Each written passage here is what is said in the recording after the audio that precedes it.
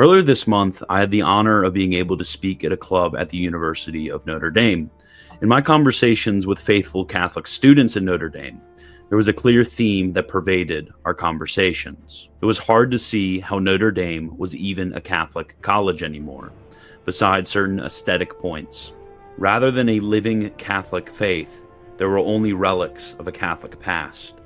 Similar complaints abound from Catholics all throughout the United States, yet many are not aware that there is a concrete historical event that serves as the definitive change in Catholic education throughout the United States. Further, many do not know that since that faithful day in 1967, Pope after Pope have been fighting against this change, the universities in explicit rebellion against the Church.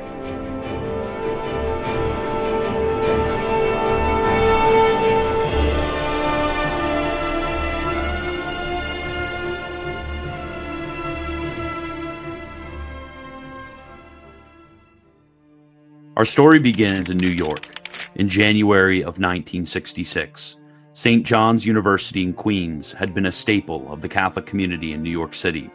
Founded by the Vincentian Fathers in 1870 at the invitation of Bishop John Lowland, in order to give explicitly Catholic education to Catholic students in submission to the teaching authority of the Catholic Church. In January of 1966, 200 professors would go on strike for around a year and a half to protest this submission to the teaching authority of the Church. The year prior, 31 faculty members were fired for refusing to follow the prescriptions given in Canon Law, recently emphasized in the Second Vatican Council, on orthodoxy in teaching at Catholic universities. Professors all throughout the United States would side with these faculty members, claiming that, quote, academic freedom was violated if they were bound to not contradict the teaching authority of the Church. This was not a new complaint, yet it was under a different name. The previous century, during the modernist crisis, rather than crying about, quote, academic freedom, those professors claimed, quote, scientific freedom. This was quickly stamped out by a number of popes, especially Blessed Pius IX, Leo XIII, and St. Pius X, eventually culminating in the anti-modernist oath. This controversy at St. John's University led to a firestorm of controversy. In April of 1966, a few months later, there was a conference held at Notre Dame called Academic Freedom in the Catholic University. The poison of this rebellion would spread throughout the entire world through this conference. As a result of this conference and subsequent ones, Father Theodore Hesburgh, the president of Notre Dame, would task the theologian Father Neil McCluskey with writing a statement outlining this supposed academic freedom.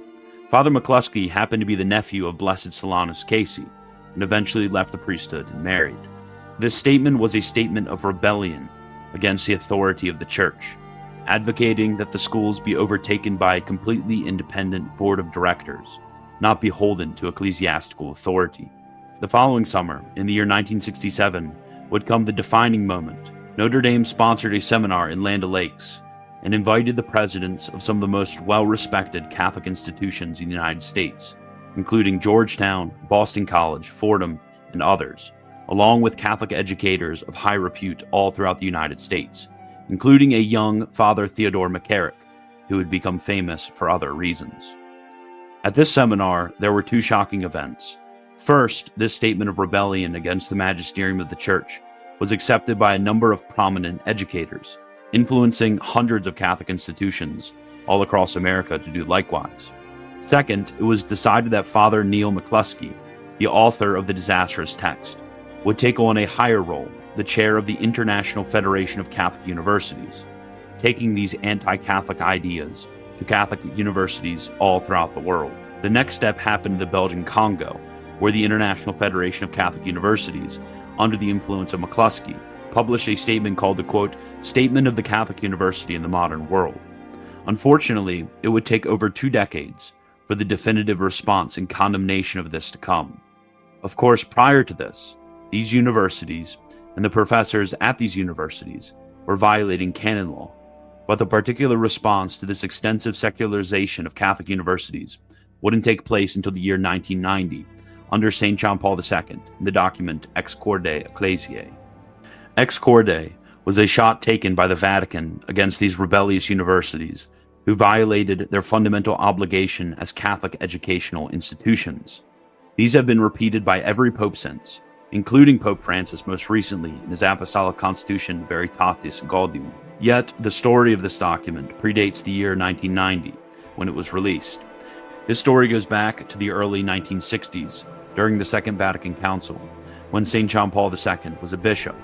Here, the Council Fathers approved the document Gravissimum Adjudicationes on Catholic education.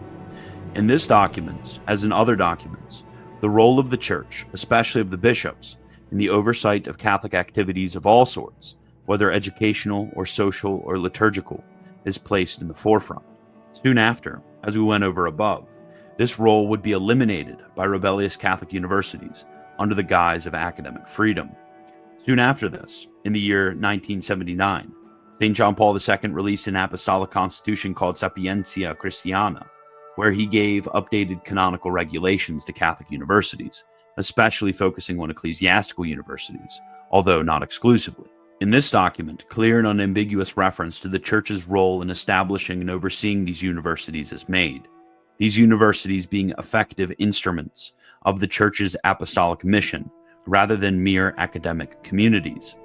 St. John Paul II writes, quote, "The Church of Christ strives to bring the good news to every sector of humanity, so as to be able to convert the consciences of human beings, both individually and collectively, and to fill with the light of the gospel their works and undertakings, their entire lives, and indeed the whole of the social environment in which they are engaged. In this way, the Church carries out her mission of evangelizing, also by advancing human culture. In this activity of the Church with regard to culture, Catholic universities have had and still have special importance." End quote. In 1988, in a visit to the United States, St. John Paul II decided to fire a warning shot. Speaking to a group of bishops, he exhorted them to carry out their duties in relation to the universities. He stated, quote, "As the Second Vatican Council states, the destiny of society and of the Church herself is intimately linked with the progress of young people pursuing higher studies. Accordingly, the same council exhorts bishops to pay careful pastoral attention to university students. They need this care if they are to sanctify themselves in the exercise of their obligations and inform culture with the gospel. The re-evangelization of society depends in great part on today's university students. While pursuing their higher studies, they have the right to receive a Catholic formation, both doctrinal and moral, at a level that corresponds to their scholastic endeavors. The lofty mission of Catholic colleges and universities is to provide a public, enduring, and persuasive influence of the Christian mind in the whole enterprise of advancing higher culture, and to equip students to bear the burdens of society and to witness to their faith before the world. Catholic institutions of higher learning, which educate a large number of young people in the United States of America, have a great importance for the future of society and of the Church in your country. But the degree of their influence depends entirely on preserving their Catholic identity. This Catholic identity has to be present in the fundamental direction given to both teaching and studies, and it must be present in the life of these institutions, which are characterized by a special bond with the Church, a bond that springs from their institutional connection with the Catholic message. The adjective Catholic must always be a real expression of a profound reality." End quote. Then the document Ex Corde comes 2 years later. In it, St. John Paul II gives a full exposition of the problem and gives various different regulations that bind Catholic universities. He cuts to the heart of the matter, binding Catholic teachers both in Catholic universities and in non-Catholic universities, both in theology departments and in non-theology departments, to be in full submission to the magisterium of the Church. Beyond this, he binds non-Catholic teachers to respect the teachings of the magisterium of the Church, not publicly opposing them. As a consequence, for example, a non-Catholic chemistry teacher at a Catholic university has an obligation to not oppose the Catholic faith in their teaching, or, on the other hand, a Catholic theology teacher at a secular university has the same obligation. He states, quote, "The identity of a Catholic university is essentially linked to the quality of its teachers and the respect for Catholic doctrine. It is the responsibility of the competent authority to watch over these two fundamental needs in accordance with what is indicated in Canon Law. All teachers and administrators, at the time of their appointment, are to be informed about the Catholic identity of the institution and its implications, and their responsibility to promote, or at least to respect, that identity. In ways appropriate to different academic disciplines, all Catholic teachers are to be faithful to, and all other teachers are to respect, Catholic doctrine and morals in their research and teaching. In particular, Catholic theologians, aware that they fulfill a mandate received from the Church, are to be faithful to the magisterium of the Church as the authentic interpreter of sacred scripture and sacred tradition. Those university teachers and the administrators who belong to other churches, ecclesial communities, or religions, as well as those who profess no religious belief, and also all students, are to recognize and respect the distinctive Catholic identity of the university. In order not to endanger the Catholic identity of the university or Institute of Higher Studies, the number of non-Catholic teachers should not be allowed to constitute a majority within the institution, which is and must remain Catholic." End quote. Beyond this, the bishops are explicitly referred to as those who are to be guardians when opposition arises.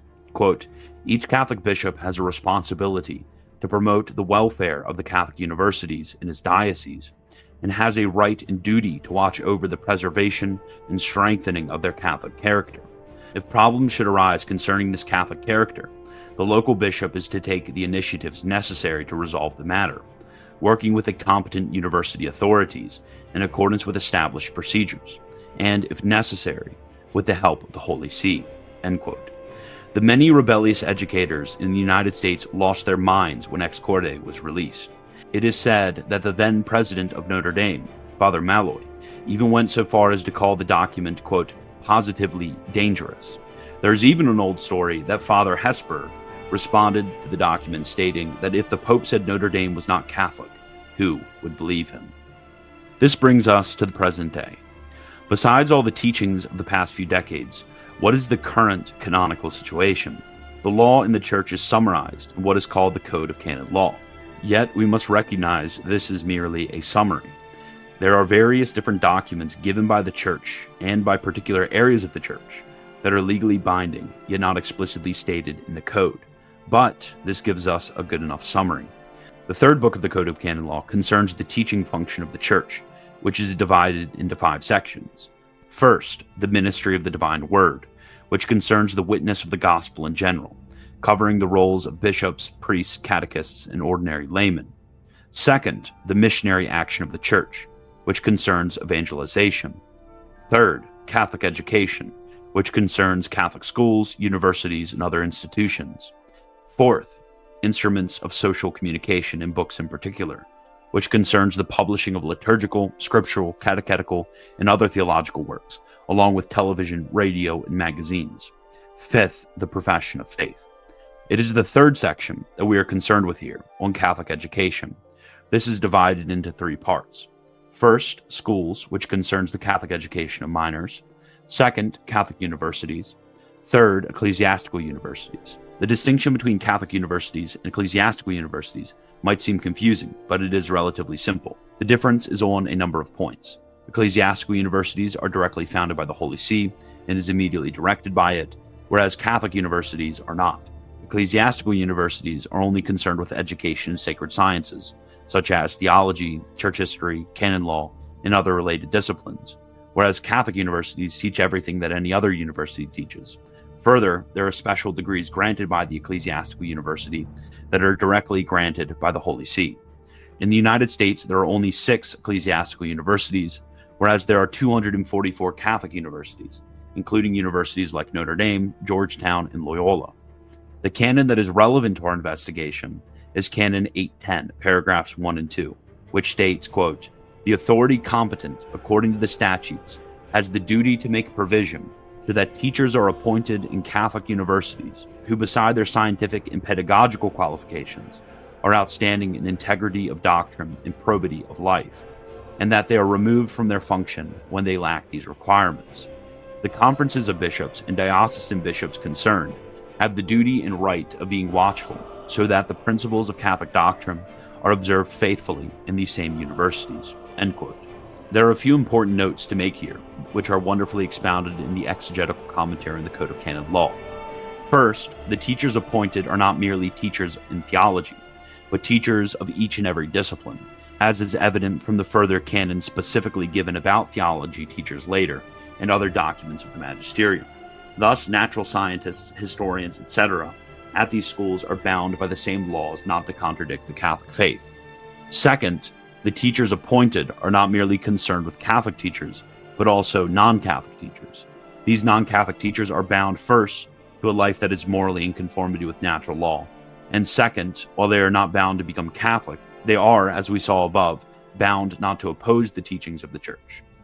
Third, this extends both to their research and teaching, as is evident from Ex Corde. Thus, it is not simply enough for these teachers in Catholic universities to teach in the classroom in accordance with the Catholic faith. Their research outside the classroom must also fall under the same standard.